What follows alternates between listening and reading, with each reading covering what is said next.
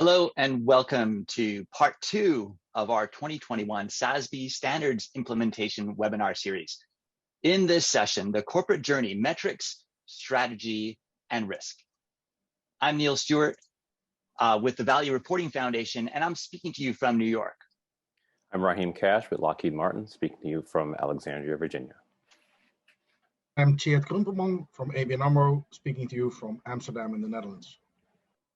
I'm Stephanie Tang from Benchling and also a SASB Standards board member here in San Francisco. And welcome to our audience from around the world, more than 2,700 registrants representing upwards of 30 countries. The two biggest cohorts are ESG consultants and corporate sustainability officers, both roles being key drivers in the implementation of SASB standards. We also have investors, accounting professionals, legal officers, and investor relations officers with us. Last week in session 101, we went back to basics and we examined the connections between ESG and financial performance with Bank of America and BASF. You can listen to the replay if you missed it. Next week will be the investor use case for ESG disclosure with UBS and Canada's PSP. Why investors want companies to adopt SASB standards and how they're using the resulting disclosures. We're going to wind up on June 29th with a look at disclosure quality, including internal governance and controls, as well as external assurance. Today our focus is the corporate journey, how SASB standards fit in the range of corporate reporting, the path to implementation, integrating ESG into strategy and risk. A recording of today's webinar with the slides will be made available to all registrants. Look for an email after the event. And we invite participants to submit your questions throughout the program, and we'll take as many as possible. Please use the Q&A function in Zoom. We're focusing on SASB standards implementation, so I'm sorry if we don't have time to respond to questions that are outside that scope. Next up, we're going to do a quick fire round of questions from the SASB 101 session last week. These are all questions that were asked in the last week's episode, and I'm joined by Stephanie Tang to answer these. Stephanie is a member of the SASB Standards Board, which is an independent board responsible for the due process outcomes and ratification of SASB standards. Stephanie is senior counsel with Benchling, a healthcare R&D cloud software company. And before that, Stephanie was with Autodesk and Stitch Fix. So Stephanie, first up for you, can privately held companies use SASB standards? This was asked several times in the last week's webinar. Yes, absolutely. The standards can definitely help private companies and private equity investors navigate ESG, and private companies today are increasingly expected to report on sustainability to their stakeholders, even if those don't include public equity investors. We've published some really good papers on SASB and the private markets on our website.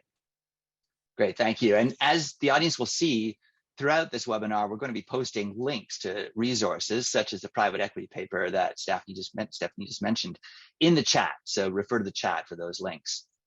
Next up, also for you, Stephanie, can SASB standards be used by non-US companies? That's also a yes. Our standards can be used globally, and our goal is to make sure that the topics and associated accounting metrics in the standards can be used by companies everywhere. That said, we have reviewed our standards and found that around a quarter of existing SASB metrics may be challenging to implement in certain regions. So we have a standards internationalization advancement project, which is quite a mouthful, and we are underway to resolve those issues. Okay, great. Let me take a couple now. Here's the first one. Are SASB standards and TCFD related? How are they the same and different from one another? So the Task Force on Climate-Related Financial Disclosures provides a framework for reporting to investors on climate risk. SASB standards focus on the broader range of ESG factors likely to have financially material impacts in each of 77 industries. So both are focused on investors and financial materiality. The difference is TCFD is about climate, it's industry agnostic. SASB covers the wider ESG spectrum and is industry specific. They do fit well together, as I'll explain a little more later in this webinar, but as the UK's Financial Reporting Council has told companies, they should report on climate risk using TCFD and on industry-specific ESG factors using SASB standards. I encourage you to check out the TCFD implementation guide that we produced with the CDSB. And that's somewhat a similar question. How are SASB standards and GRI different? So GRI standards focus on the impacts of a business on people and planet, and hence its contributions, positive or negative, towards sustainable development. SASB's key audience is providers of financial capital, basically investors. So SASB standards can be used in combination with the GRI standards by focusing on the subset of financially material ESG factors in a given industry. We recently published a report explaining the differences and showing how companies can use both. All right, Stephanie, you're up again. What if we believe our company may be classified incorrectly in the SASB standards? Well, a company is best positioned to determine which industry or industries most accurately represent its business. So which SASB standards it should be using is the same thing. It's up to the company to determine.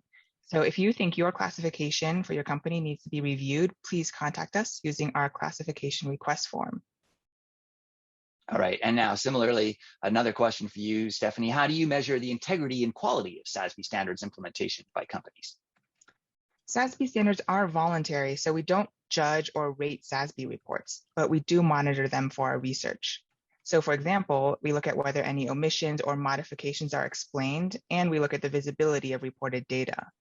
The other aspect of this question is third-party verification or auditing. Our standards application guidance says a company using SASB standards should take an approach that's substantially similar to what it uses for financial reporting, and disclosures should be accurate and reliable. So while we don't require third-party verification or assurance, the technical protocols in the standards do provide suitable criteria for auditing if you choose to go that route. Part 4 of this webinar series on June 29th will go into more detail on the subject of quality and integrity in SASB reporting. Excellent, thank you. So last question, are there specific courses or accreditation for people implementing SASB standards? Well, SASB has a credential, the Fundamentals of Sustainability Accounting, or FSA. It really dives deep into the standards and really the whole ESG landscape.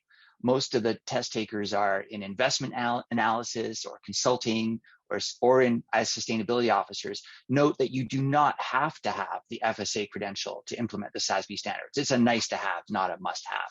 But it's a really very good curriculum and test. I encourage you to check it out. So the last, that's it. Stephanie, thank you very much for the quick fire questions. And we're going to move on now to the first portion of the actual webinar and a conversation with Tjeerd Krumpelman, is Global Head of Business Advisory, Reporting and Engagement at ABN AMRO, the Dutch bank. And Tjeerd also is chair of the Integrated Reporting Business Network's Special Interest Group on Integrated Thinking and Strategy. Now, Tjeerd, ABN AMRO has a sizable fleet of ESG reporting vehicles. These are actually just some of them on the screen, and they're assembled with a core and more approach. So my first question for you is, SASB and IIRC, the International Integrated Reporting Council, have just combined to form the Value Reporting Foundation. How do you see them working together? Hi, Neil. Thanks for the question. I think it's a great opportunity, this Value Reporting Foundation. It's a signal to the market that convergence is on the way, is actually here already. And I think there are 3 main topics within this new Value Reporting Foundation. One is the SASB guidelines, or SASB framework. The IR framework is the second one, and integrated thinking is the one that may be even best positioned to combine the two.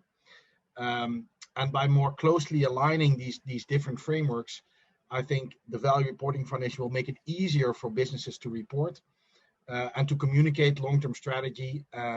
Maybe we'll need less reporting. That would be great. I think that's a common desire. And the Value Reporting Foundation is also helpful to the delivery of more coherent corporate reporting system. Also by working closely with IFRS Foundation and other framework providers. So for me, this formation of the Value Reporting Foundation is a real great start. Now, for people who aren't familiar with integrated reporting, could you tell us a little bit about how it works at ABN AMRO? This is really your core report, right? So explain, what purpose does integrated reporting serve for ABN AMRO, and how does then SASB standards add to that or supplement that?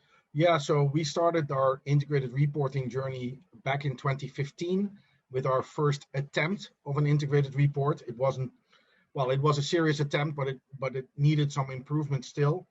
And it really helps us to bring together the way that we create value, our different stakeholders, value creation, materiality, all those components and the principles behind the IR framework really supported us in actually helping the bank move towards integrated thinking. And those two components have always been interlinked. And the reporting that we do actually has a disciplining effect as well. By answering simple questions, right? Who are your stakeholders? What is material to them? How are you creating value for those stakeholders? And what do you think of your performance? And how do you link your KPIs, etc., to that? Now, the SASB framework actually adds to that a more uniform set of standards to report possibly to investors. So bring some guidance into this whole large set of reports. That's why we added the SASB table. Excellent. All right. Now, this is commonly thought of as a conversation about ESG reporting, but how does ESG shape strategy and risk management at ABN AMRO? Yeah, or vice versa. How does strategy and risk management shape ESG, right? But it can work both ways. What we have said back in 2018, we've refreshed and redesigned our strategy and putting sustainability at the heart of our strategy, at the heart of purpose and strategy. So we say at ABN AMRO, our purpose is banking for better for generations to come. And within our strategy, we have a clear goal of supporting our clients' transition towards sustainability. Now, that is very helpful as a follow-up to design ESG metrics, KPIs, but also ESG-related risk policies, because they should support that strategic direction that the bank is heading. So it should be all aligned with purpose, strategy, and then policies, metrics, and also your commitments that you have as a bank. So where do you really want to go, and how fast do you want to get there? Our journey has mainly originated from a purpose and strategy, and then as a follow-up, align your policies, your risk framework, your KPIs, your metrics, and your commitments with that. Excellent. Another question I wanted to ask you, and that's about assurance. So often seen as a cost, as perhaps a burden, increasingly companies are turning to assurance for ESG disclosure. What are your views on assurance for ESG? Yeah, and I'm well aware that there are different views. So I'll share the experience that we've had at ABN AMRO, also having different views within the bank, because it's voluntary, right? At the moment, there's no mandatory assurance on a lot of these non-financials or pre-financial metrics. There will be going forward. So the now announced CSRD does have assurance obligations, but we've seen that by entering into the more voluntary space of assurance, together with your assurance provider, you can actually improve the quality of your reporting. You can get valuable feedback from your assurance provider on possible improvements. They always filter out one or two mistakes, maybe some more, but I'll leave it at one or two. And they can together, if you have an open dialogue with your assurance provider, you can really look for opportunities on improvements in your total reporting. And I think it's a learning curve. You have to build a relationship, and you have to want to put some effort into it to continuously improve the quality of your disclosures. But once you're on that journey, it's really helpful to have that assurance as well. And we went one step further on we felt that materiality was really a good starting point and the base for this assurance. So we said we want a reasonable assurance on the process of determining material topics. and we have limited assurance on the rest of our report, of our integrated report. And since last year, we also included assurance on our separate human rights report, which was challenging as well, and based on a different framework altogether. But just to demonstrate that this assurance journey can be really helpful and interesting. Great, thank you, Tjeerd. And just to, you mentioned an acronym in there, and for people who may not be familiar with it, the new CSRD proposal, the Corporate Sustainability Reporting Directive in Europe, in the EU, replacing the NFRD, the Non-Financial Reporting Directive. And as Tjeerd mentioned, very significantly, it makes limited assurance mandatory. And once they have assurance standards in place, reasonable assurance mandatory. So this is really a game changer for this field of ESG and assurance. Tjeerd, tell us a little bit about how the reporting comes together at ABN AMRO. What are the functions, the teams? What's the communication like in assembling what is really quite an extensive body of work? Yeah, so it's quite a diverse team. Obviously, finance is involved, the IFRS team, the financial reporting side, but also investor relations, communications, strategy, risk, and representatives from the business lines, so from the commercial side of the bank. So it's a very multi-stakeholder and diverse team, and it's great to work in such a setting. Because it really brings together all the developments within the bank into this integrated report, and we can have tough debates on how to phrase it, how to show our progress. Are we really happy with the progress that we've made? Where can we improve? Where can we make it more communicative, our reporting? Where can we make it make more sense for different stakeholder groups? So specifically, the integrated report is targeted at a wide variety of stakeholders, not only investors, but also societal organizations and clients. And that makes it really challenging from a communications perspective as well. So it's a multi-stakeholder group, and it's quite a large group as well. Excellent. All right, Tjeerd, well, thank you very much. This has been a good start to our conversation, framing some really important issues. We'll invite you back a little bit later for the Q&A, but right now, let's go to, and Stephanie's going to join me again, and we're going to run through some good information about SASB and the developments with SASB and the SASB standards, how to report, how to implement. So, as Tjeerd mentioned, and as we were just talking about, a very important development just since we had this webinar last week is we have launched officially the Value Reporting Foundation, combining the International Integrated Reporting Council with the Sustainability Accounting Standards Board and creating this new entity. And what the Value Reporting Foundation, or the foundation, offers is really a comprehensive set of tools to help businesses and investors understand enterprise value, how it's created, preserved, eroded over time, so that integrated thinking principles drive an improved understanding of how value is created. The integrated reporting framework supports effective reporting through this multi-capital lens. And SASB standards provide investors with consistent, comparable, and reliable information on the ESG factors most relevant to financial performance and enterprise value. So these tools, already adopted in over 70 countries, really are a 21st century market infrastructure.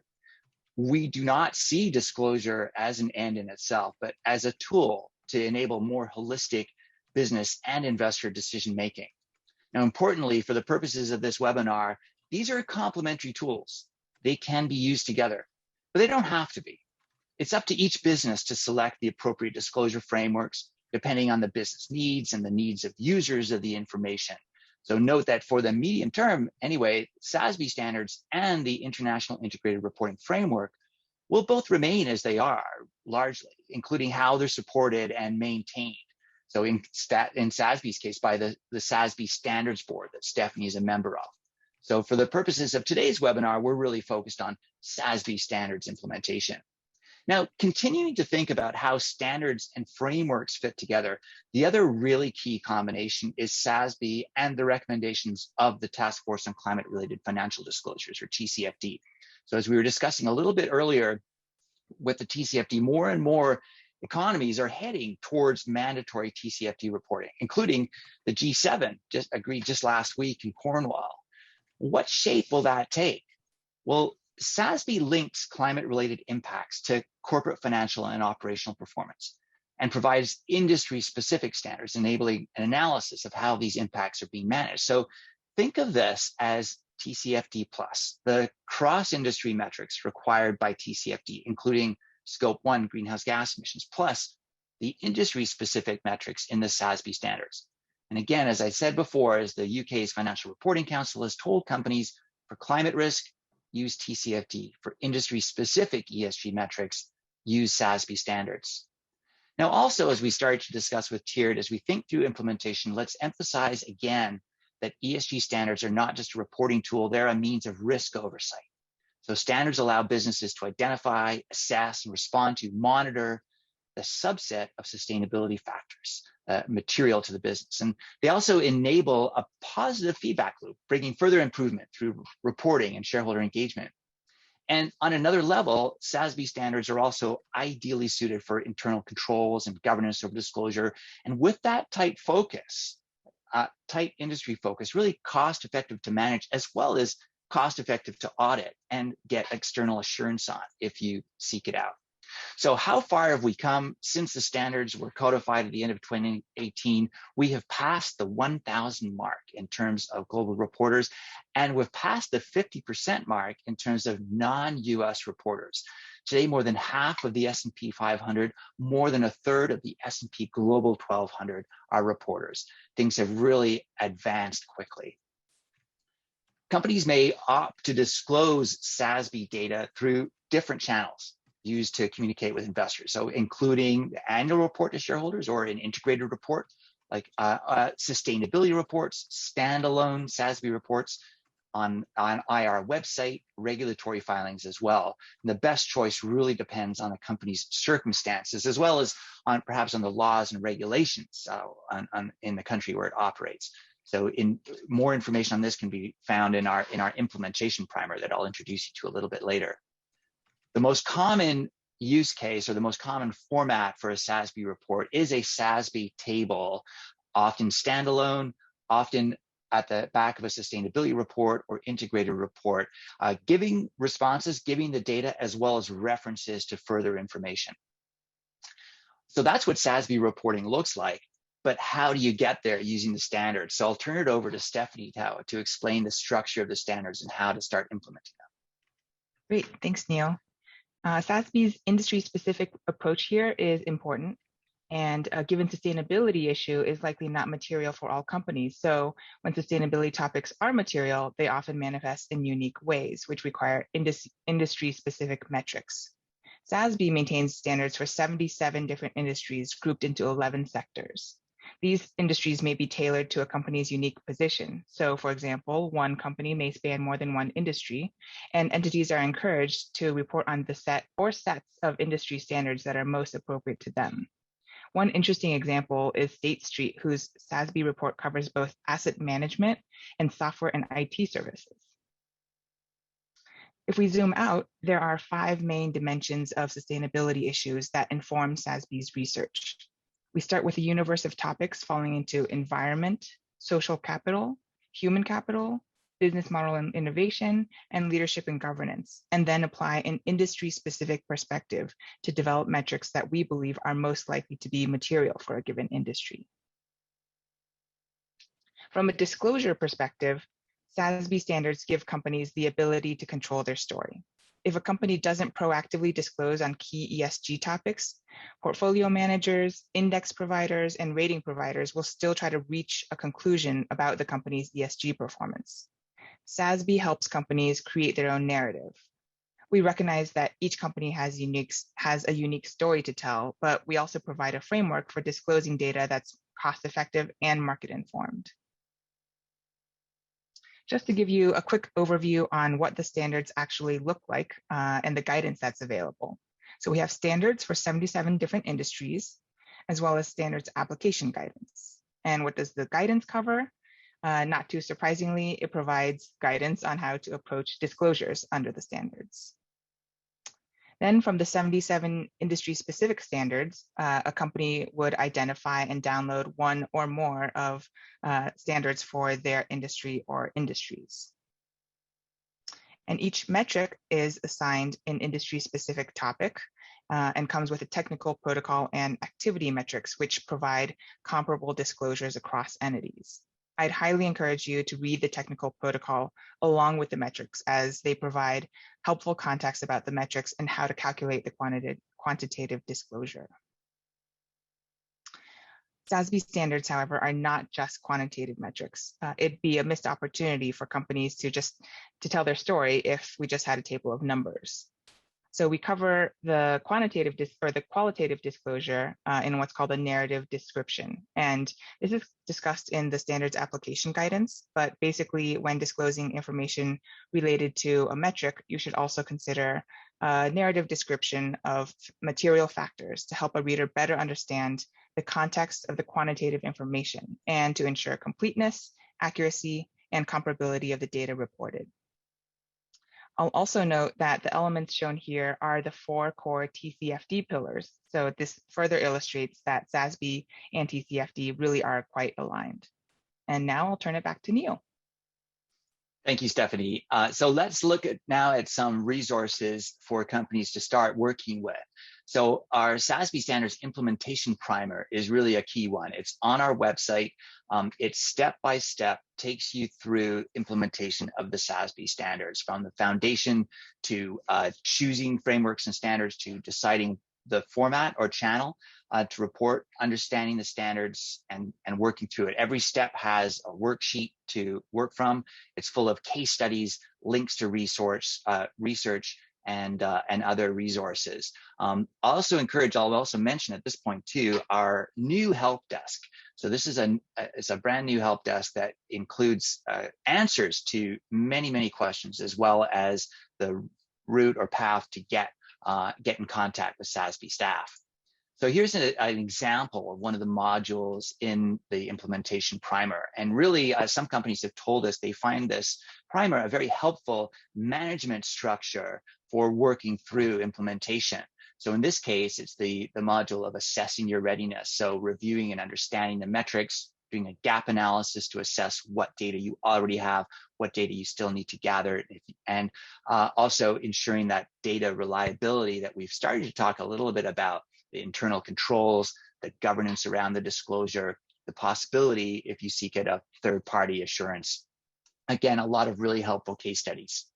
All right, so continuing along the corporate journey, one of the really important steps is shareholder engagement, both before disclosing ESG and afterwards, to get feedback and then to improve performance.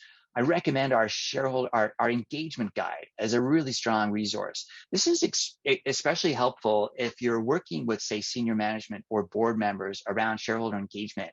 And the engagement guide is essentially the standards, but in question form. So questions for each of the 77 industries.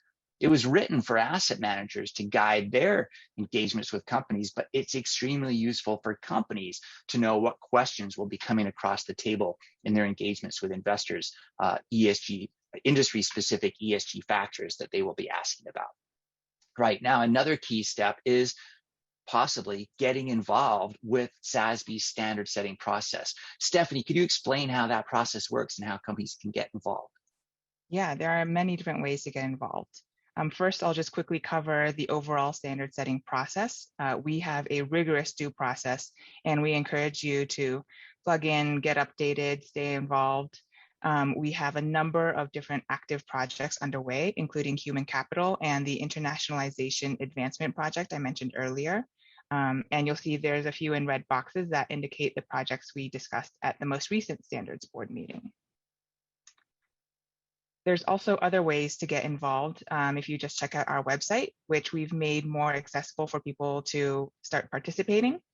You can subscribe to get updates on specific projects, and there's also multiple ways to provide feedback to SASB. One way to do it is to provide just general feedback on the standards at any time through a variety of channels, and those are all listed on our website. Our research staff also regularly consults with stakeholders to help identify projects and guide their research on certain specific ongoing projects.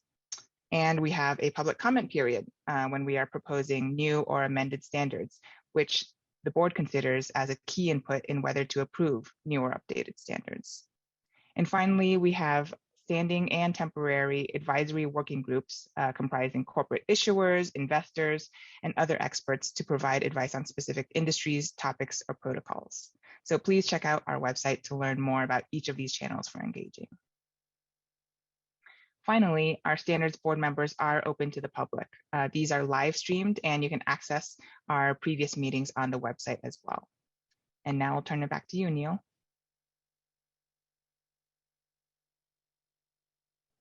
Oh, Neil, looks like you're muted. Thank you. Yeah, just thanks, Stephanie.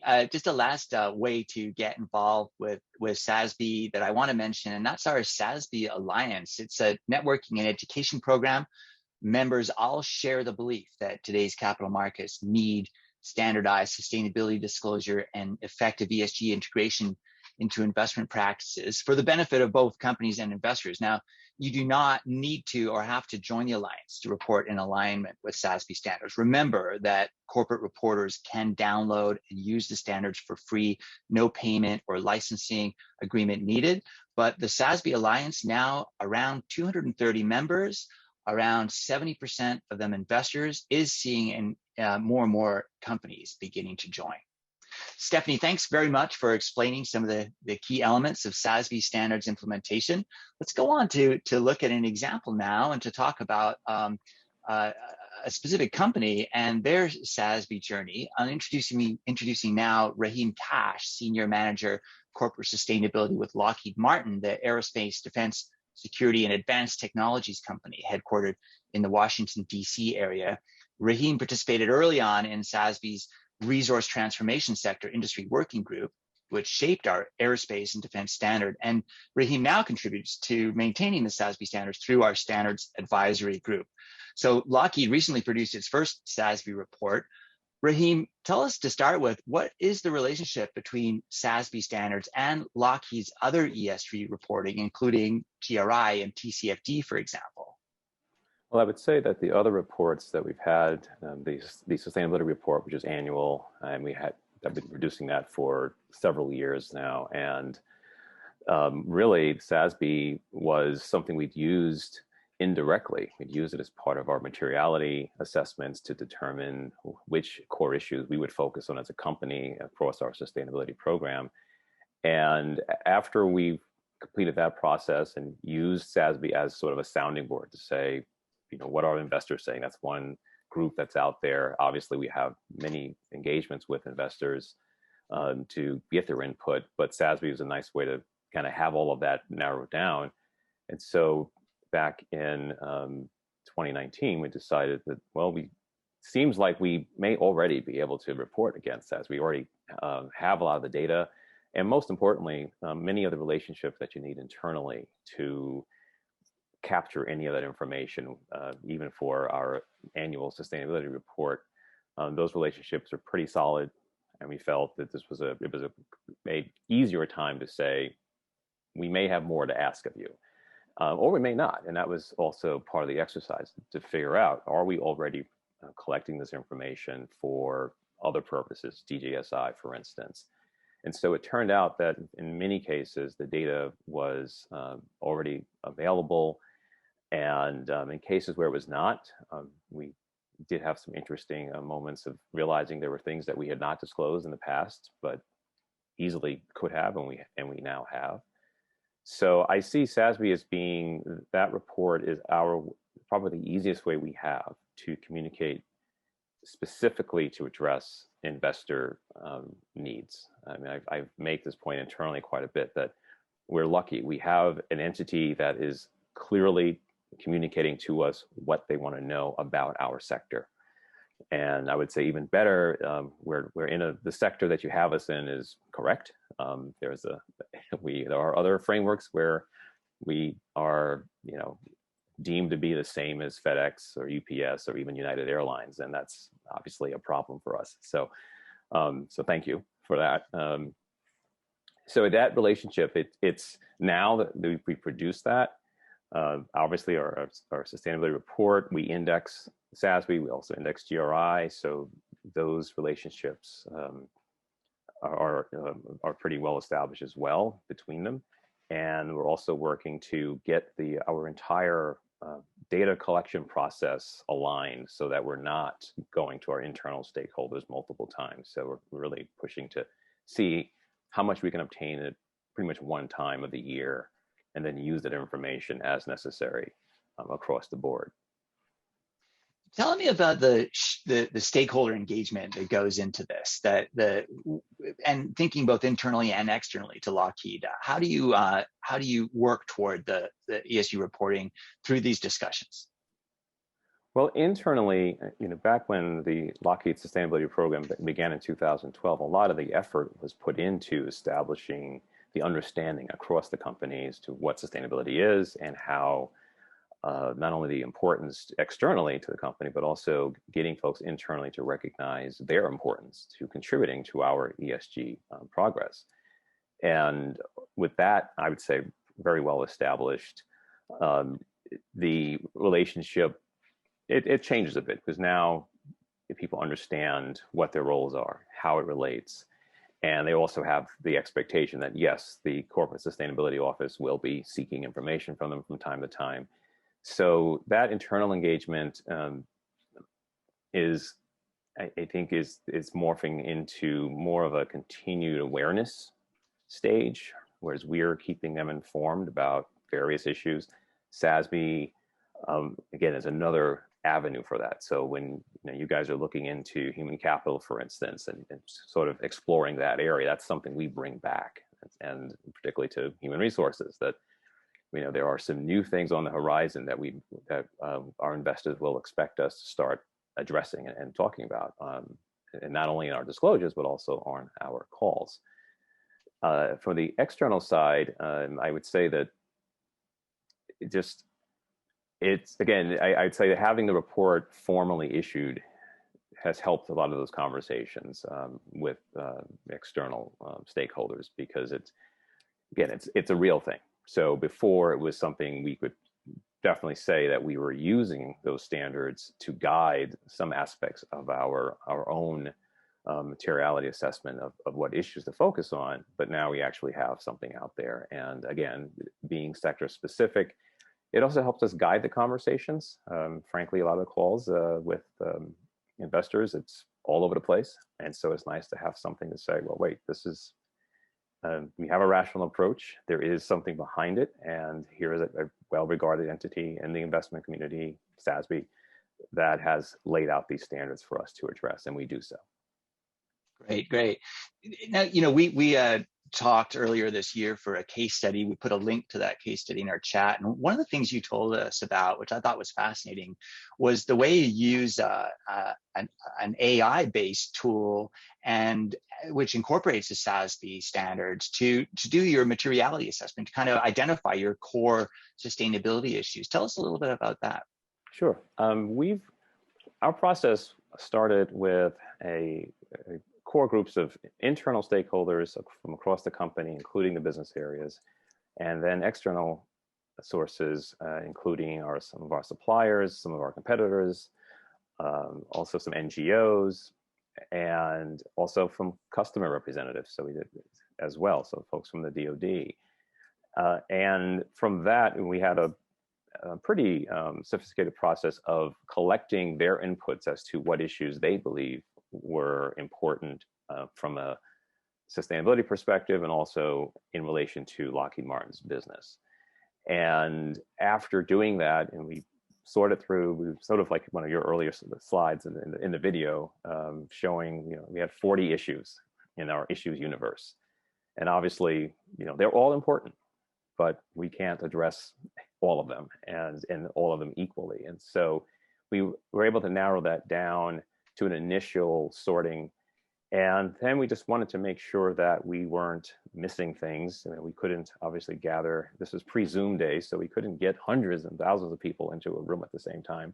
But we felt that there's a tool Datamoran has produced that allows companies to take a look at what's being disclosed across multiple sectors. So you can zero in on your own or look at others. Through their sustainability reports, their 10K filings, and we also, and it also goes to SASB disclosures if those exist for a company, and that just allowed us to do a gut check on ourselves and see, just cast a wider net on what issues are being addressed, and to see that if we were aligned with those. And again, SASB, the filter is great because it is a very investor focused and a financial materiality focused. And so we feel confident that we had the right things when we can make that comparison. Very interesting. You mentioned before that there was, for example, a metric that you hadn't disclosed before that you were able to start disclosing. Were there any metrics that you found were maybe not in your primary industry standard that you felt were important to disclose, and how did you cope with that? Yeah, it's interesting. We are going through, obviously, aerospace and defense. That is there as a sector for us to cover. But we do far more than that. I mean, we do manufacture electronics, for instance. We are in the industrials sector as well. So we took a look at those and found, so one good example is under industrial machinery and employee health and safety. Now, for whatever reason, it didn't rise to the top of investor focus under the aerospace and defense sector, but I can tell you that's health and safety is extremely important to us, as it is for, I assume, every company. And so seeing that there was something that addressed it, we felt, let's go ahead and disclose against that. And to be honest, it's an opportunity, as Stephanie was mentioning, about a company telling their story, and that SASB does give you the opportunity to do that. And so certainly when we're doing what we believe are very important things related to employee health and safety or anti-corruption and so on, that may not fall under our sector, but if it's falling under a sector that we are legitimately a part of, then we felt it was definitely a good opportunity to go ahead and share that information. Great. Well, Rahim, it's fascinating to hear about Lockheed Martin. I think, as you and I discussed, aerospace and defense, not exactly known for transparency, given what you make, but like top secret weapons and systems and so on. And yet you've brought transparency to the ESG area. So it's really interesting to hear about. So let's bring our other panelists back for some Q&A. And so Tjeerd and Stephanie are joining us again. And we've got some really good questions coming in from the audience. And maybe a good place to start, and maybe we could start with you, Stephanie. This is a question, is like, do you see companies running their SASB standards disclosure and other reporting through the financial reporting team? And so this is a good question about the functions that are available to you when you're starting out. What is there a rationale for bringing in or deploying your financial reporting team as you're starting out with SASB standards? I think there's an excellent reason to bring the financial team in. I think this is something that has been occurring more in recent months and years. I think before is more driven by whatever team led the environmental or other kind of corporate social responsibility initiatives. But now, as there's more assurance and more focus on making sure that what companies are putting out there are, validated, and the lawyers also feel as good about putting that out there as the financial team is being brought in more because they have the experience with validating data, making sure that there's backup for everything. And so I think it's a great idea to include the finance team. It may not yet originate with the CFO or the finance org, but at the very least, I think finance has a big role and contribution to add. Now, you were a general counsel in the past. You've served in the corporate secretary role. Have you seen this change in terms of the willingness of general counsel and corporate secretary to have this information put out there? Is there more of a willingness to disclose? Yeah, well, thank you for the promotion. But I was definitely previously a corporate secretary. I think there has been definitely a shift in the legal world in terms of the mindset of really not wanting to put that much out there because there's the thought that more disclosure brings more risk. But now I think with the huge investor interest and the fact that so many companies are moving towards more disclosure, I think there's one element of safety in numbers, but there's also another element where the IR team is hearing all these questions from investors, and the risk is that we're not disclosing and we're falling behind, and we're not seen as a robust or as high quality in investment if we don't disclose anything on sustainability. Great. Okay. Let me turn to Tjeerd now. And we've had several questions from the audience about data gathering and including one or data collection. And one of the questions for you, Tjeerd, is how do you address challenges with data availability, especially, for example, greenhouse gas emissions data, and to meet the accelerated timelines recommended for integrated reporting? But for that matter, as ESG reporting and financial reporting come closer together, there is this challenge of meeting the same timeline, right? Of getting the possibility of getting ESG reports out at the same time as financial reports. How do you cope with that challenge, Tjeerd? Yeah, so definitely data gathering is a challenge, and it's good to be aware of that challenge and to, as mentioned by Stephanie, to kind of work on this together with the finance teams, because there are a lot of data experts in all companies, and quite often they can be found within finance. So don't make it a sustainability issue, this data challenge, but try to work together with other parts of your company. And there's a lot going on data. On data improvement, on methodology improvement in different sectors. So how can we account for carbon within the financial sector? There's this PCAF movement. We're also a part of it, Partnership for Carbon Accounting Financials. It's specifically for financials, but that's where carbon data can really be a challenge. Have a look at your peers. How are they doing it? That's the beauty of reporting, right? It's all transparent. And you can have a look there. So read other people's disclosures and report, or other companies as well. And try and be transparent to the reader or to the audience on your challenges as well. So if you have to make assumptions, for instance, on part of your scope 3 emissions, just be transparent on it. And this relates a little to the assurance question you asked me earlier, Neil. This is where assurance providers can help as well, right? By being very transparent on how you got to certain data points and where you are still struggling to get the full scope of data that you need. Great, thank you, Tjeerd. Now, Rahim, you also touched on this briefly, and one of the audience members asked you if you could talk a little bit more about that internal data collection process at Lockheed and how you manage that, particularly with sometimes the accelerated timeline to meet reporting demands. Well, my team reaches out to all of the stakeholders identified. I should really back up, and we have internally a sustainability leadership council, and then beneath that a sustainability management team.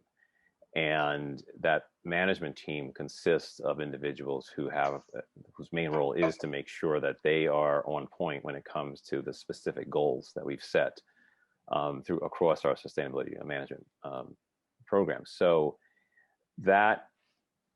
you folks who are identified up front, so they're on that management team, so those expectations are already set that you will be engaging with the corporate sustainability office in regards to the data. And so then we have a regular rhythm for collection, and also a mid-year reporting cycle. So, and that's something that's starting up right now, where they're going to be receiving the notices that this is the time to start gathering mid-year information. So one challenge has been that in the past we've had some internal reports that we're sort of out of sync with when our annual report comes out, and also the sustainability report comes out shortly after the annual report. We have some internal environmental reports that used to come out of a different cycle, or data is finalized at a different, or even assured at a different time frame. So we have managed through that, and that's just through constant communication. But as I mentioned earlier, we are, I think we're very close to solving it, really getting to the point where we will have, I'd say starting next year, pretty much a single collection point, and making sure we're not asking for the same information. I think that was a lot of it, that we were waiting to get DJSI data closer to when DJSI was due, versus realizing that a lot of the information we've had been back in February. It's just, for the prior year. And so there is no reason to, and if there's some slight change that has to be, some adjustment that has to be made, we can make it, but we don't have to wait until those last moments. So it's a lot of just constant engagement, but it does help to have some governance around it. So there is some clarity that these aren't one-off things, that you are actually part of an entity that has this responsibility to engage in this way. I think it's remarkable with Lockheed, and as we've discussed, when you are able to show those connections between ESG and strategy, and when you have the sustainability kind of reporting line going all the way, a kind of direct line up to the CEO, that you really, it makes it a lot easier, right? Everybody kind of gets on board because they know that this is really important, right up to the top of the company. We have a question here, pretty basic question about the merger to form the Value Reporting Foundation. And I'll take this one, and maybe Stephanie might have something to add. And it's very simply, will SASB change now that it has merged with IRC? Will the SASB standards change? And will the materiality principles of the SASB standards change? And the answer is no. The SASB standards will continue to be set according to the principles and processes outlined in our conceptual framework and rules of procedure. And the SASB Standards Board that Stephanie's a member of, this independent board, will continue to play the same role. Now, where we are working and what we are working on is more of an alignment between SASB standards and the IR framework. So, for example, Stephanie showed our 5 dimensions. There is a lot of overlap and quite a bit of comparability between our 5 dimensions and the 6 capitals of the integrated reporting framework, but not perfect alignment. There's overlap, like our environment is very much like natural capital. We share human capital, social and relationship, and IR capitals is like our social capital. But then we start to diverge around, for example, intellectual capital, manufacturing capital, and so on. What we want to make it much easier for companies to be able to look at the set of topics and metrics and see where do they fit within the IR, the integrated reporting capitals. So that's some of the work that we have ahead of us. But the short answer is the SASB standards don't change and the integrated reporting framework doesn't change. Stephanie, do you want to add anything on that from the standards board point of view? Yeah, I mean, as the standards board member, I continue to see my role to look at the standards and see if they're market informed, cost effective, comparable, and decision useful. I don't think any of that changes. We do always want to make the adoption and use of the standards, as well as any framework for companies, as reasonable as possible. So I think making those kind of overlapping areas more efficient is definitely in line with our goals, but I don't think anything changes about the SASB standards themselves. Great, thank you, Stephanie. Now, another question for you about the standards, and that's how important is it for an issuer to do their own materiality assessment of SASB metrics prior to disclosure? Is it sufficient for a company to disclose against the industry SASB metrics and provide narrative disclosure for any necessary context? Yeah, well, ultimately, it is up to the company to determine what is material for that company. That said, our research staff and board have done a lot of thinking about what is likely to be material for a given industry. We've talked to all sorts of subject matter experts, companies, investors. And so we definitely feel good that these are standards that companies can look to as an initial, basically an initial survey that they should think through. And if anything doesn't apply or doesn't quite apply exactly the way that your company views a certain topic, that's what the narrative disclosure is for. Or even if you end up, reporting in a slightly different manner, describing why it's different from the accounting metric that SASB has put forth. Great, thank you. And then lastly, another follow-up for Tjeerd, and to asking for a little more information about how standards help in terms of internal reporting, including to the board, and also, as you mentioned before, benchmarking against peers. So being able to, you talked a little bit about this, about being able to look at peers, but how does it help to have this standardized information when you're working with internal reporting, Tjeerd? It can give some guidance, right? So just a set of financials or non-financials by itself is really challenging to read and to say, okay, how is our performance? So one of the most asked questions, not only related to sustainability information, but also related to other types of disclosures, is how are we performing in comparison to our peers? And this is where we need further development, but there are certain metrics and KPIs that we can reasonably compare. Carbon intensity is being developed constantly. The percentage of renewables in energy portfolios, that is being developed.